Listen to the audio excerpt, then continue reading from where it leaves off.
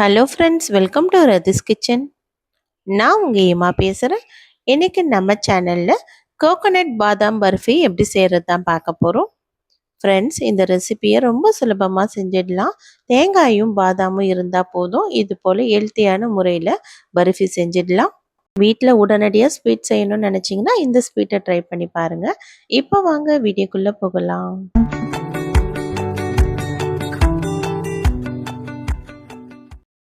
Friends, இந்த sweet செய்கிறதுக்காக இப்போ ஒரு தேங்காய் எடுத்து இது போல் சின்ன சின்னதாக கட் பண்ணிவிட்டு அந்த ப்ரௌன் கலரில் இருக்கிற தோலெல்லாம் சீவி எடுத்துக்கலாம். அடுத்ததாக இது கூடவே அரை கப் அளவுக்கு பாதாமை ஊற வச்சு நல்லா தோலை உரித்து எடுத்துக்கலாம். இது ரெண்டுத்தையுமே நல்லா ஃபைனாக அரைச்சி எடுத்துக்கலாம். இது நல்லா தேங்காயும் இந்த பாதாமும் சேர்ந்து ஒன்றுக்கொன்று நல்லா மிக்ஸ் ஆகி அரைஞ்சி வந்துடுச்சு.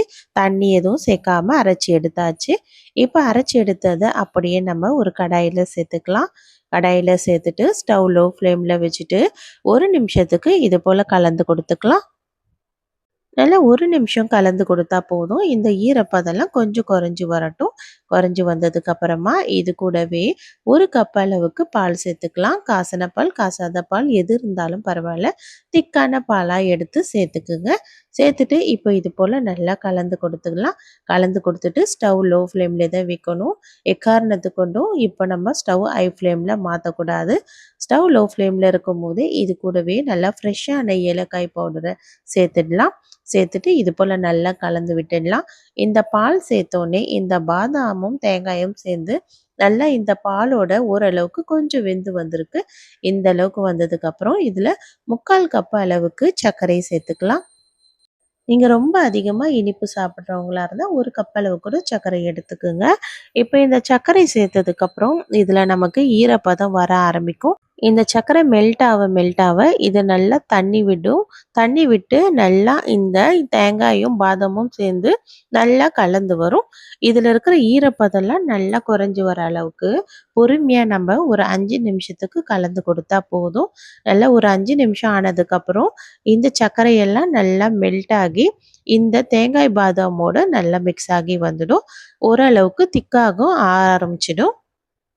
இப்போ நல்லா இது போல் கலந்து விட்டுட்டே இருக்கும்போது இது நல்லா திக்காகி வர ஆரம்பிச்சிடுச்சு பாருங்கள். இந்த அளவுக்கு வந்ததுக்கப்புறமா இது கூட 1 ஸ்பூன் அளவுக்கு நெய் சேர்த்துக்கலாம். நெய் சேர்த்துட்டு இது போல் கலந்து கொடுத்தோன்னா நல்லா இது திக்காக ஆரம்பிச்சிடும். இது போல் ஒரு 2 நிமிஷத்துக்கு கலந்து கொடுத்தா போதும். இது நல்லா இது போல் திக்காக ஆகிடுச்சுல, ஈரப்பதெல்லாம் நல்லா குறைஞ்சி இந்த நெய்யும் நல்லா அப்சர்வ் ஆகி வந்துடுச்சு. இந்த அளவுக்கு வந்ததுக்கப்புறம் நம்ம ஸ்டவ் ஆஃப் பண்ணி விட்டுடலாம். இப்போ இதை அப்படியே நம்ம ஒரு ட்ரேயில் மாற்றிக்கலாம்.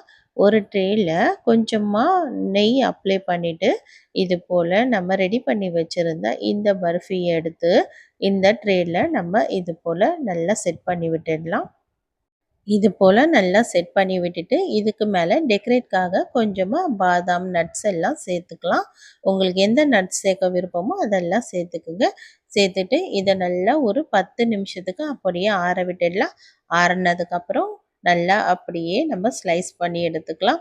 உங்களுக்கு எந்த சைஸில் இந்த பர்ஃபி தேவையோ அந்த அளவுக்கு சைஸ்க்கு நீங்கள் கட் பண்ணி எடுத்துக்குங்க. அவ்வளோதான். எவ்வளோ சுலபமாக உடனடியாக செய்யக்கூடிய இந்த ஸ்வீட் ரெசிபி ரெடி ஆகிடுச்சு பாருங்கள் ஃப்ரெண்ட்ஸ். இது ரொம்ப ஹெல்த்தியும் கூட. கண்டிப்பாக நீங்களும் ட்ரை பண்ணி பாருங்கள். இந்த வீடியோ உங்களுக்கு பிடிச்சிருந்தா கண்டிப்பாக லைக் பண்ணுங்கள். மறக்காமல் நம்ம ரதிஸ் கிச்சனையும் சப்ஸ்கிரைப் பண்ணிவிடுங்க. உங்கள் ஃப்ரெண்ட்ஸோடையும் ஷேர் பண்ணுங்கள். தேங்க்யூ.